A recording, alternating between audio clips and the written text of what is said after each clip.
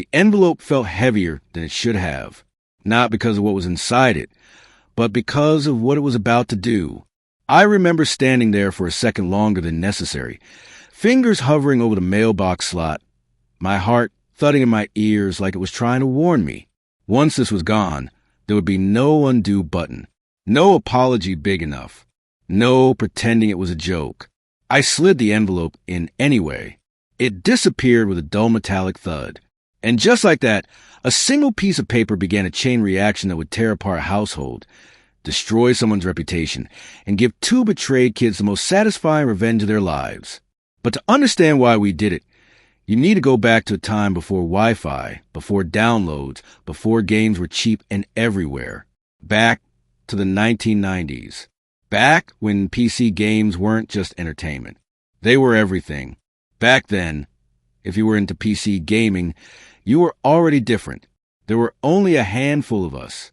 Consoles were more popular, and even those were expensive.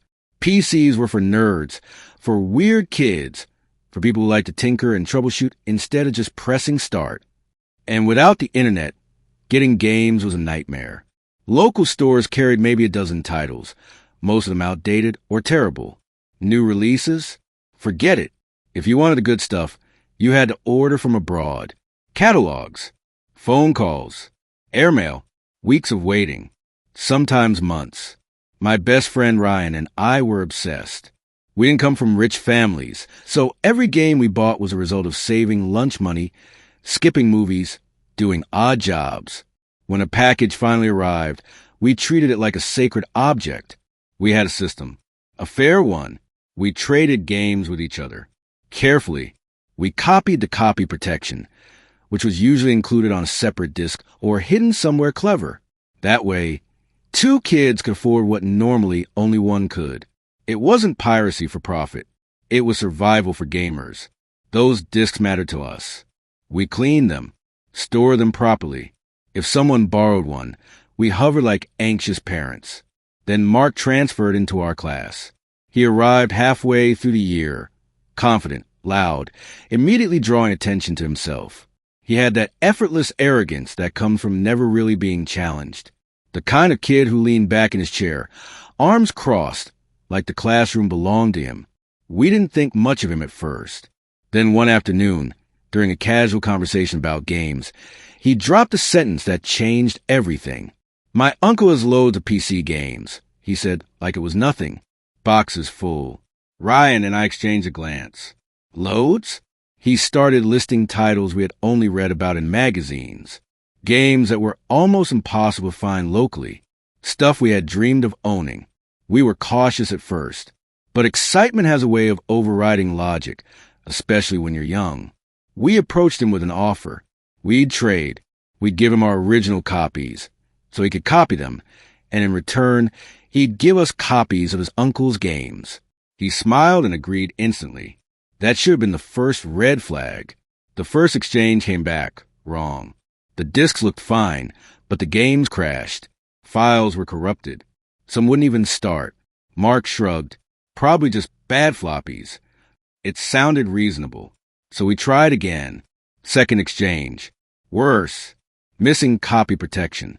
Half-installed games. Stuff that clearly hadn't been tested. By the third exchange, the pattern was undeniable.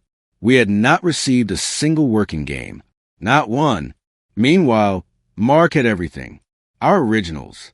Games we had waited months for. Games that defined our teenage years.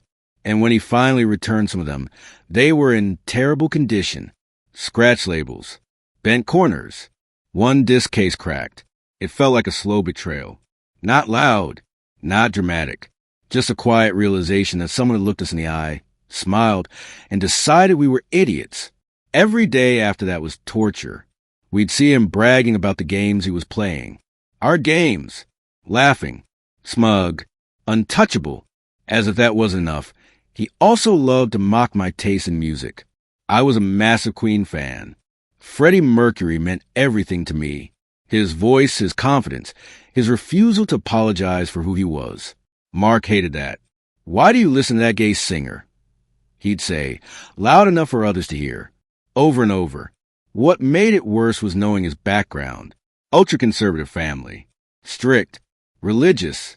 The kind of house where certain topics were never discussed and certain labels were unforgivable. The anger built slowly. A tightness in my chest every time I saw him. Clenched fists.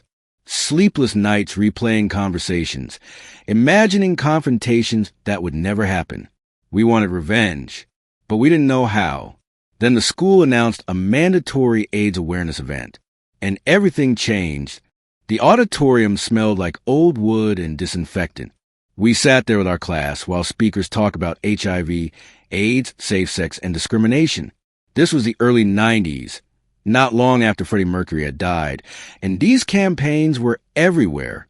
Serious, heavy, uncomfortable. Mark sat a few rows ahead of us, bored, rolling his eyes. At the end of the event, tables were set up near the exits. Stacks of flyers, pamphlets about AIDS, homosexuality, prevention, and bowls full of free condoms. Branded, official, with the foundation's logo printed clearly on the wrapper. Ryan nudged me. I looked at him, and in that moment, without a single word, the idea was born. We each grabbed a handful. At home later that day, we laid everything out on my desk. Flyers, condoms, the old inkjet printer humming softly nearby. Ryan broke the silence. What if... I finished a sentence in my head before he did. We knew Mark's weakness. His family. We didn't want to hurt him physically. We didn't want to get into a fight we'd lose. We wanted something deeper. Something that would hit where he felt safest.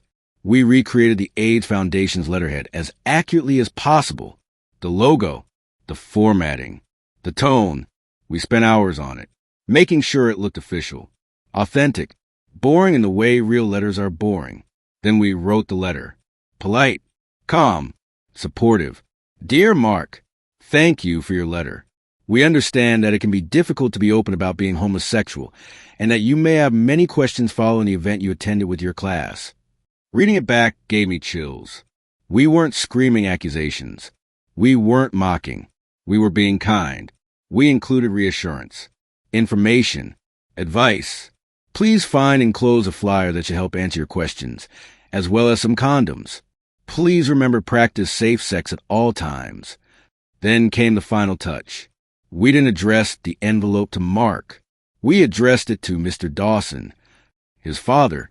We knew exactly what that meant. When we sealed the envelope, my hands were shaking. Are we really doing this? Ryan asked. I thought about the scratch discs, the corrupted games, the mocking laughter. Yes, I said. The mailbox swallowed the letter. And then we waited. Days passed. Nothing happened. We started to worry. Maybe it got lost. Maybe his parents never opened it. Maybe it failed. Then Mark stopped talking. He stopped joking in class. His posture changed. Shoulders hunched. Eyes tired. Red. Someone asked him what was wrong. He snapped at them. That's when we knew. The rumors spread quietly. His mother had been crying, screaming, praying. His father was furious. They were convinced. Mark was grounded. No computer. No games. No friends. The irony was almost too perfect. At first, Mark believed the letter was real. He thought the foundation had contacted him because of something he'd said or done. Then he started looking at us differently. Suspicious. We didn't push it. We just casually asked questions. How's home? You seem stressed. Eventually, he exploded. Accused us of contacting the foundation.